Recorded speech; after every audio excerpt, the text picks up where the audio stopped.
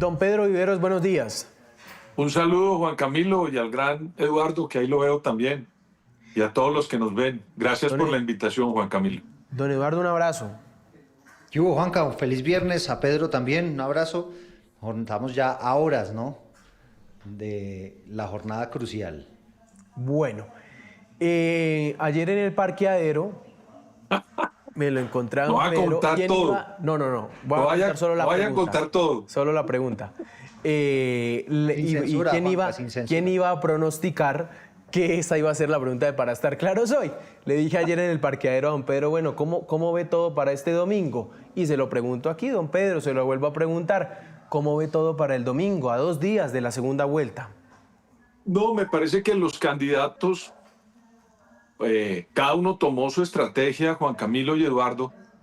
En el caso de Abelardo de la Espriella, un poco protegerse durante estos días después de la primera vuelta para no cometer errores, y presentó todo lo que la gente le estaba reclamando por su falta de conocimiento en materia del manejo de lo público, y presentó durante toda la semana más a su fórmula vicepresidencial.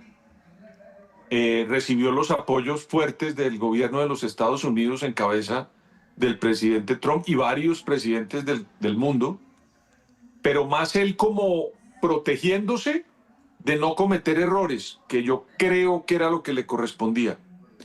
Y vi a Cepeda moviéndose más, como tratando de mantener las bases duras, Juan Camilo, del petrismo, y complementarlo con hacer una matización como hacia el centro izquierda, tratando de remozar la campaña de esa entrevista que hizo con Caracol, que fue una entrevista más pausada, menos, me pareció a mí, menos radical en los términos, y también los apoyos como los de Claudia López y lo de varios intelectuales que no son radicales, sino más bien moderados. Me da la impresión que quería mover la campaña hacia la centroizquierda. El problema que yo veo del doctor Cepeda es si el tiempo le dio para lograr atraer ese sector. Y por otro lado, ya oía con detenimiento, Juan Camilo y Eduardo, que una gran porción de colombianos va a salir del país o salió del país en vacaciones. Tengo entendido que son importantes miles de colombianos.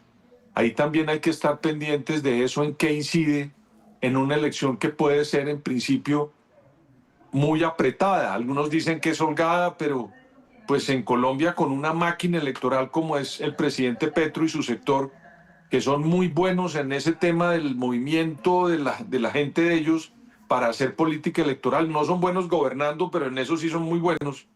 Pues habría que ver al final, si esto es apretado, cómo esos votos que se fueron de personas que votaron en la primera vuelta puede terminar afectando la elección del domingo, Juan Camilo. Exactamente, Eduardo, y añado a eso de don Pedro, una característica que vimos a Iván Cepeda, y fue abrirse mucho más al mundo digital, dando entrevistas durante esta semana a personalidades e influenciadores digitales. No sé si acordándose, y vamos a ver si fue a tiempo o no, pero para muchos acordándose un poco tarde de la ventaja digital que le tomó a Abelardo de la Espriella, que me parece que sí es un punto, bueno, para remarcar está que se trajeron a 2 semanas de las elecciones a quien fue la estratega digital, Luisa Olejua, que era la estratega digital de Rodolfo Hernández, que fue la estratega digital de Santiago Botero, que lo sacó del anonimato durante las elecciones presidenciales, Edu. Sí, fíjese, un poco tratando de acercarse a ese voto joven, el candidato Cepeda. De hecho, no solamente lo que ocurría en las redes sociales, sino usted, por ejemplo, ve la publicidad en los medios de comunicación con la camiseta de la selección, ¿no? Montado también en el modo mundial en el que estamos todos. Vamos a ver si es una estrategia que al final le favorece. Y también, pues no hay que perder de vista que dio algunas entrevistas en medios de comunicación, intentando alejar ese fantasma famoso de la Asamblea Constituyente, que creo yo le generaba temor a esos sectores de centro, y también recibiendo importantes respaldos políticos por parte de voces calificadas que eventualmente podrían también pueden terminar generando algún tipo de influencia en el votante de centro. Por el otro lado, Abelardo de la Espriella, coincido con Pedro en que lo que hizo pues, fue un poco más moderando un poco más el lenguaje, y fíjese usted, por ejemplo, la entrevista que le dio esta semana a Noticias Caracol con su vicepresidente. Yo creo que él es consciente de que él es un candidato muy de amores y odios, que todavía hay muchos sectores de centro que no están convencidos como tal de votar por él, que tampoco les gusta necesariamente el petrismo y demás. Pero siento yo que ese protagonismo que le ha dado a José Manuel Restrepo intenta de alguna manera que esos sectores de centro digan, bueno, si yo no les gusto como candidato, pues aquí está lo que me está respaldando, que es José Manuel Restrepo, intentando dar unos visos de responsabilidad a su gobierno, porque evidentemente lo que vemos es que la gente percibe, sobre todo esos indecisos, están percibiendo la campaña de Abelardo de la Espriella de alguna manera como un salto al vacío, ¿no? Como que no sabemos qué es lo que podría llegar, y por esa razón esa estrategia de Abelardo de la Espriella de mostrarse mucho más sólido con José Manuel Restrepo y hablando mucho más esta vez sí de ideas y de cómo solucionar los grandes problemas del país. Que se va a ser uno de los puntos. El otro será la seguridad, que esperamos, don Pedro, pues sea normal el transcurso de estas elecciones en las regiones más golpeadas por la violencia, ¿no? Como lo fue en la primera vuelta. Sí hay que marcar un contexto, y es que el proselitismo electoral en esas regiones estuvo durante esta campaña, la verdad, muy complejo y muy complicado. Hay denuncias de carnetizaciones, hay denuncias de presiones de grupos armados, por parte inclusive de los mismos mandatarios locales. Sí, históricamente, Juan Camilo, las elecciones en Colombia, cuando son tan pugnaces, siempre tienden a tener en unos sectores pues esa incidencia. Antes era con los grupos alzados en armas con causas políticas, ahora pues son unas bandas criminales que quieren hacerse al territorio para hacer sus negocios ilegales. Y eso, por supuesto, puede incidir. Ahora, lo que hay que decir también es que Colombia ha avanzado mucho en materia de inteligencia, en materia de la fuerza pública haciendo presencia. En la primera vuelta se tenía el temor, y afortunadamente, si hubo algunos hechos, no fueron, digamos, tan centrales o tan definitivos en la elección, porque pues son zonas marginales que no tienen tanto caudal electoral. Lo que sí ocurre es que terminan afectando la legitimidad del voto estas personas con esas actuaciones en esas zonas del país. Y ojalá que este domingo, como lo ha venido haciendo la fuerza pública en Colombia hace muchos años, siempre ha logrado garantizar que la gente pueda votar y que los resultados, Juan Camilo y Eduardo, sean respetados, y que el ganador se dedique a gobernar y el que perdió rumbe su derrota y haga nuevamente su causa política para la siguiente elección, como corresponde en toda democracia. Porque el 21 de junio no se acaba la democracia en Colombia, ni se acaba el poder, eso que nos han vendido, y una cantidad de amenazas y cosas de esas. Este es un país que ha superado eso y ha logrado. Imagínense que una vez logramos superar 4 candidatos asesinados en una elección.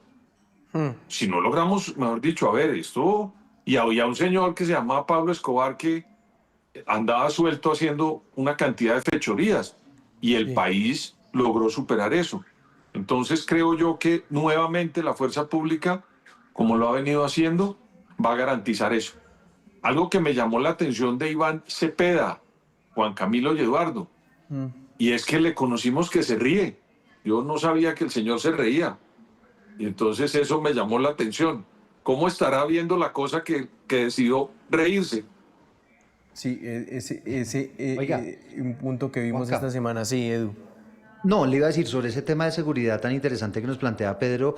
Yo como colombiano, digamos, me siento bastante tranquilo con la institucionalidad, con todo lo que ha desplegado la fuerza pública, es decir, hay muchas garantías, y yo creo que es bueno poner esto en perspectiva. Lo ideal sería que en todo el país la gente pudiera salir a votar libremente por el candidato que verdaderamente le gusta, y sabemos que eso no necesariamente ocurre. La misión de observación electoral tiene en sus cálculos algo así como 140, 160 municipios que tienen un muy alto riesgo de incidencia de los grupos armados, pero si usted lo mira en perspectiva, estamos hablando de más o menos el 10% del país. En el resto del territorio nacional lo que se espera es que la gente pueda hacerlo sin presiones, y que la gente pueda hacerlo por el candidato que más le gusta o que prefiera, digamos, para que tome las riendas del país a partir del próximo 7 de agosto. Entonces, yo creo que ha sido muy importante, Juan Camilo, cómo se ha rodeado la institucionalidad, no solamente de los organismos nacionales, sino también de organismos internacionales. Eso está lleno de observación internacional. Ha habido voces de respaldo de todas las organizaciones que se dedican a vigilar las elecciones, dando un visto bueno. Tenemos una muy buena sensación de lo que pasó en la primera vuelta, con un margen de error entre el preconteo y el escrutinio muy bajito. Entonces, digamos, tenemos unas muy buenas señales de confianza en el proceso electoral, y eso definitivamente cae muy bien ahora que se viene la segunda vuelta. Claro. Vamos, por supuesto, el llamado a respetar los resultados es un consenso de las misiones de observaciones, de la Iglesia Católica, de muchas de las organizaciones, inclusive hasta el mismo ministro del presidente Petro, el ministro de Defensa. Vamos a escucharlo a continuación. Los riesgos que hemos revisado obviamente son diferentes a los que tiene Canadá o los que tiene Suiza, y que nos obliga a Colombia a tomar unas medidas diferentes. Hemos encontrado en las diferentes redes sociales, en algunas denuncias, que la probabilidad de un disturbio violento, de vandalismo, podría llegar a existir. No porque sea una campaña que usted promovía, sino porque había una que otra persona simpatizante radical que estaría motivando más ganar con el odio que ganar con las ideas.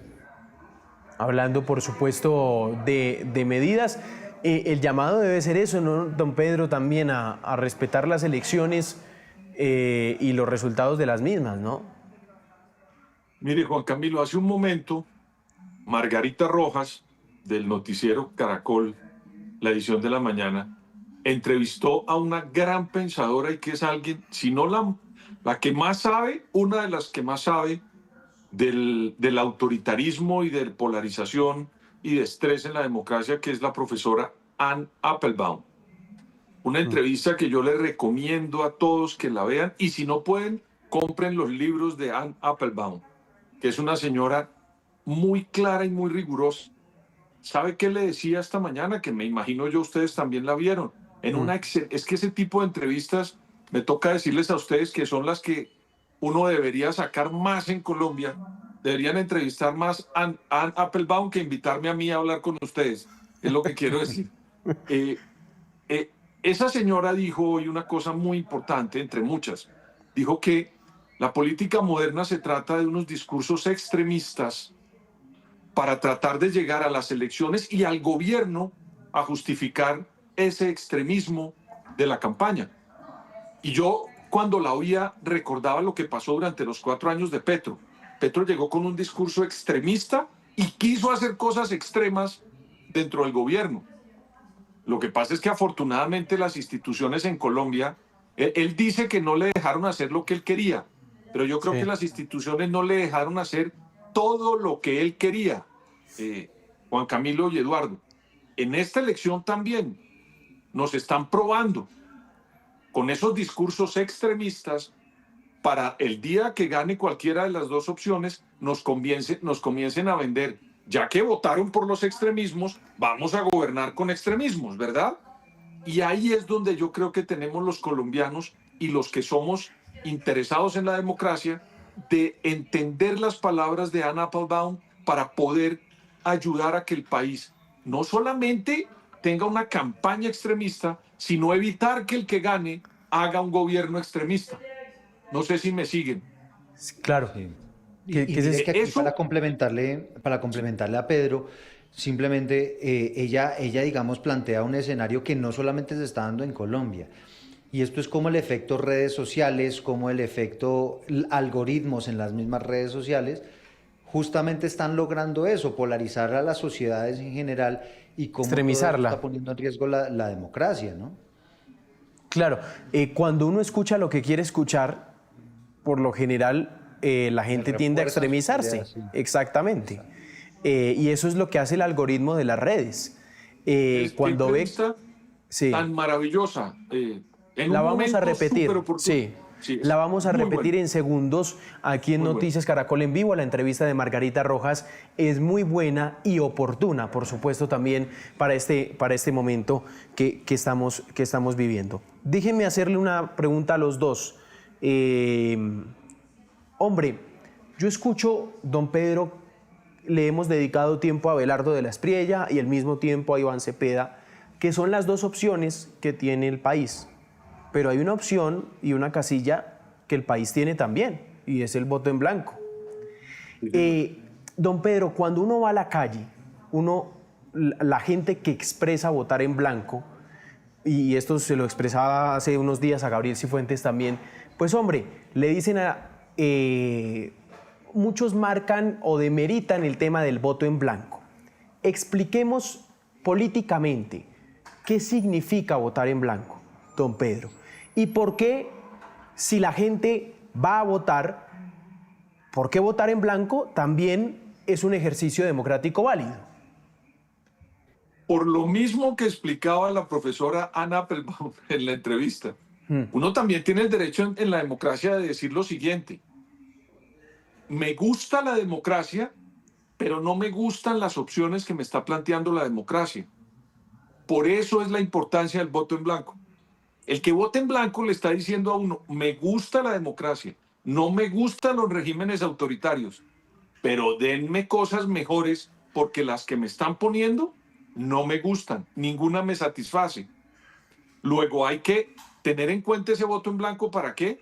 Para que las próximas elecciones evite que haya más voto en blanco, para que la gente tenga satisfacción de los candidatos y de la oferta. Yo le decía a usted, Juan Camilo, en una oportunidad, que el primer voto que yo hice en mi vida fue en 1986. Voté por Virgilio Barco, que era el candidato del Partido Liberal Unificado. Y el otro candidato, ¿sabe quién era? Era Álvaro Gómez Hurtado. Imagínese usted el nivel que nos ofreció la democracia en 1986. Tremendo. Entonces, en las universidades, cuando yo estaba en ese momento en la universidad, el debate era interesantísimo, con propuestas reales, Sí. de dos candidatos que se estaban fajando con un conocimiento catedralicio, porque Claro. tenían los dos la cabeza muy bien amoblada. Hoy en día, lo que el voto en blanco puede significar es: no nos gusta el nivel de los candidatos, no nos gusta ninguna estatura del liderazgo que está planteado en ese tarjetón, pero sí nos gusta la democracia. A mí me gusta plantear lo que dice la gente en la calle. ¿Usted qué opina, don Pedro, cuando dicen es que eso es ser indiferente? Ser indiferente es no votar. Por ejemplo. Sí. Ese sí es ser indiferente. Que yo también me encuentro un poco gente que le dice a uno: yo no voto nunca a este país, los políticos. Y entonces les pregunto: oiga, ¿y usted qué salario se está ganando? No, me aumentaron el salario. Ah, bueno, eso lo hicieron los políticos. Ojo con lo que le estoy diciendo. El mismo personaje que me dice que no va a votar se siente feliz porque le aumentaron el salario, ¿verdad? Pero el señor no vota. Ese sí es la indiferencia total. Recibe beneficios, pero el señor, cuando lo llaman a votar, no contribuye con la democracia. O póngalo Entonces, al en revés. cambio, O al se revés, afecta sí. por alguna decisión y eso lo hacen Sí, los tal cual. políticos. Tal cual. Igual, el tema de la salud. No, Claro. quiero que me hagan la salud, no me atienden. ¿Y usted votó? No, yo no voté. Bueno, me parece interesante la discusión. Vamos a pasar a este otro caso, ya para ir cerrando.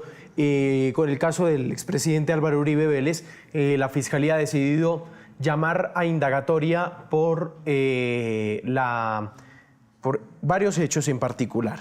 El asesinato del líder social Jesús María Valle en 1998, la masacre del Aro, esta fue en 1997, y la masacre de La Granja en 1996, cuando el expresidente Uribe era gobernador. Este es un caso, don Pedro, que ya lleva 26 años en la justicia colombiana, no va a prescribir porque es un caso de lesa humanidad, catalogado como de lesa humanidad, pero al final es un caso de 26 años sin respuestas.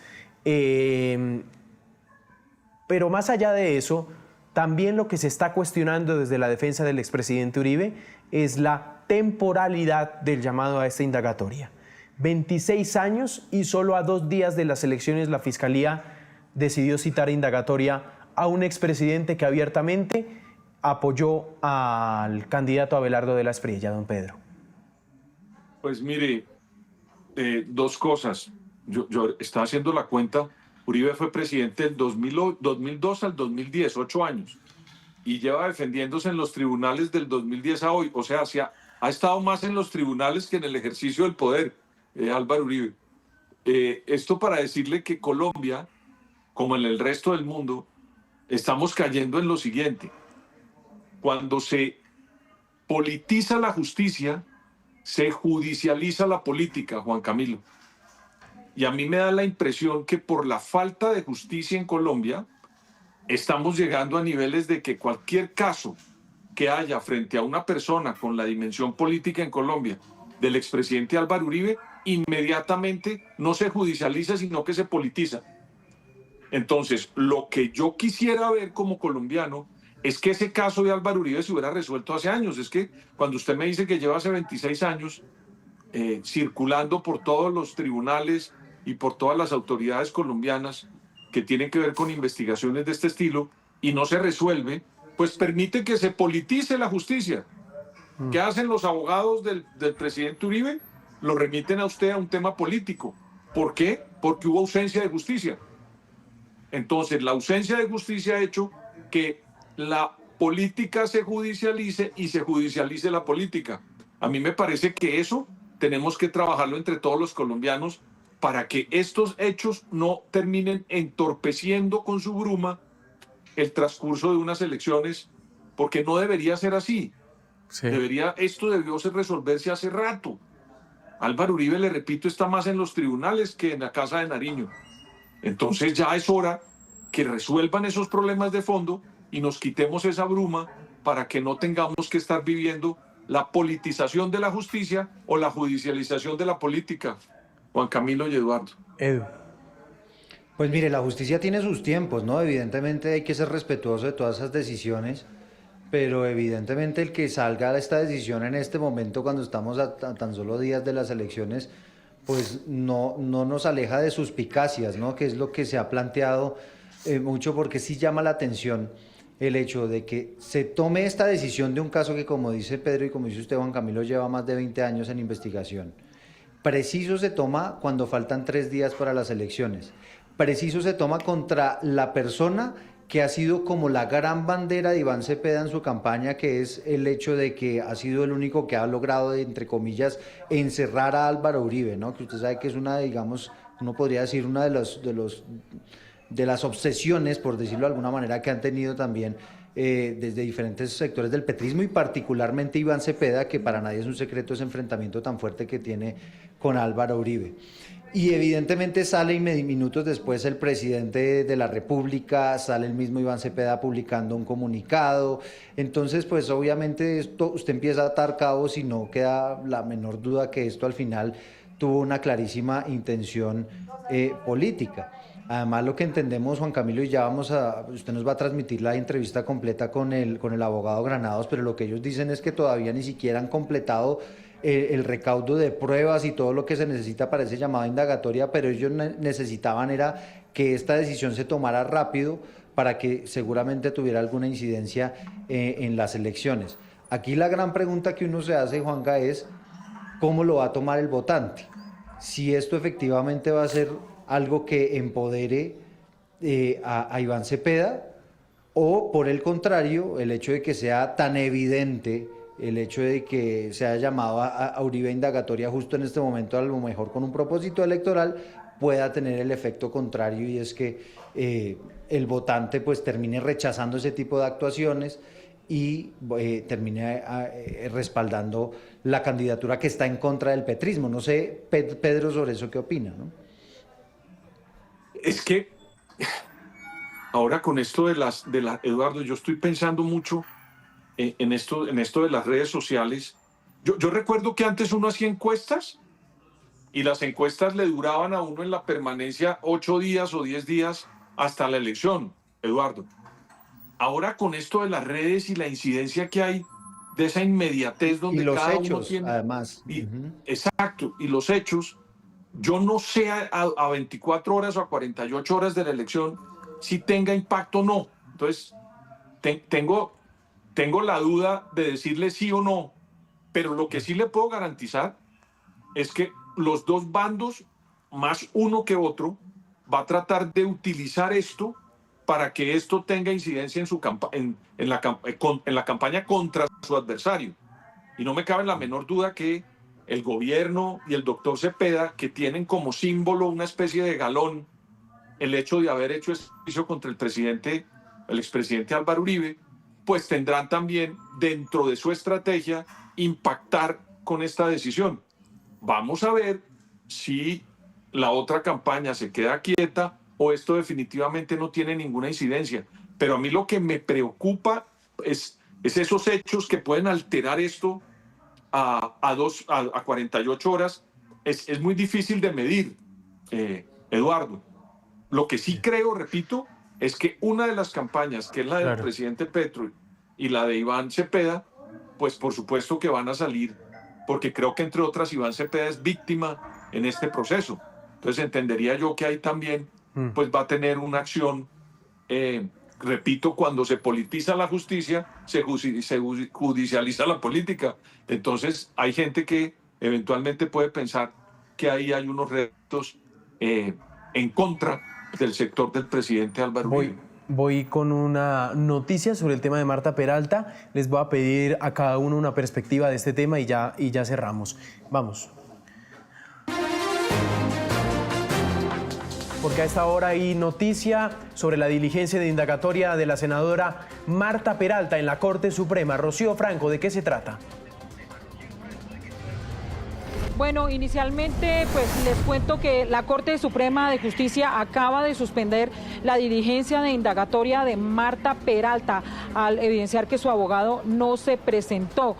Él, momentos después de tomar la decisión, llegó a la Corte y señaló que tenía una diligencia en otra ciudad y que por eso llegó a esta hora. Ha señalado también el abogado que cree que es muy excesiva la posición de la Corte Suprema de Justicia porque ellos habían pedido un aplazamiento desde el día de ayer, pero le dice a la Corte que ese tipo de aplazamientos no pueden ser interpretados como una evasión de la justicia, sino que simplemente también se debe tener en cuenta, según dice el abogado, ellos no conocen unos de los apartes de las declaraciones de Olmedo López.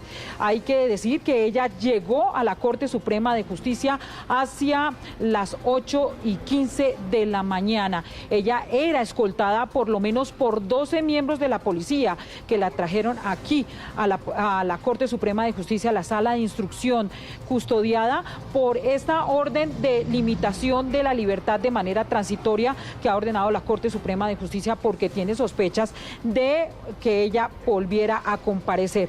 Los policías la trajeron para que llegara muy puntual a la diligencia que ha sido postergada hacia las 2:30 de la tarde. Pero escuchemos qué fue lo que dijo Marta Peralta antes de ingresar, porque ella asegura también que cree que esto es muy excesivo y que ella se ha presentado por sus propios medios ante la justicia. Esto fue lo que dijo.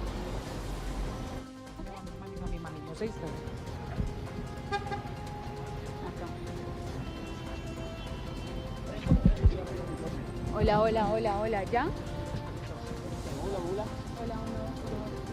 Ya.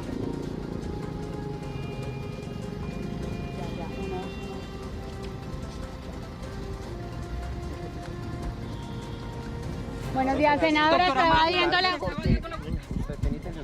Porque la decíamos, porfa, ingresemos por allá, doctora. Doctora, ingresemos por allá. La Corte ordenó por riesgo de no comparecencia a la indagatoria, porque no quería venir a la Corte.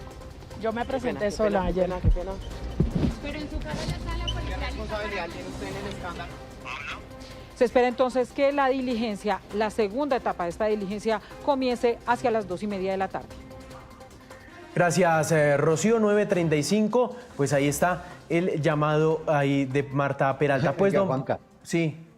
No, simplemente le iba a decir que no digamos, de alguna manera termina uno sospechando de que todas estas decisiones tienen ese interés político, lo que estaba diciendo Pedro precisamente, ¿no? Entonces es como si ya sale la decisión contra el expresidente Álvaro Uribe y del otro lado dicen, bueno, ¿qué nos inventamos un poco para también tener Compensar. ese impacto? Exacto, y que de alguna manera esas decisiones judiciales puedan jugar de una manera y de lo otro, ¿no? Porque aquí evidentemente lo que representa esa detención de Marta Peralta es nada más ni nada menos que uno de los escollos y de sombras que tiene el gobierno en materia de corrupción. Recordemos, ella salpicada, investigada por el tema de corrupción de la Unidad Nacional de Gestión del Riesgo.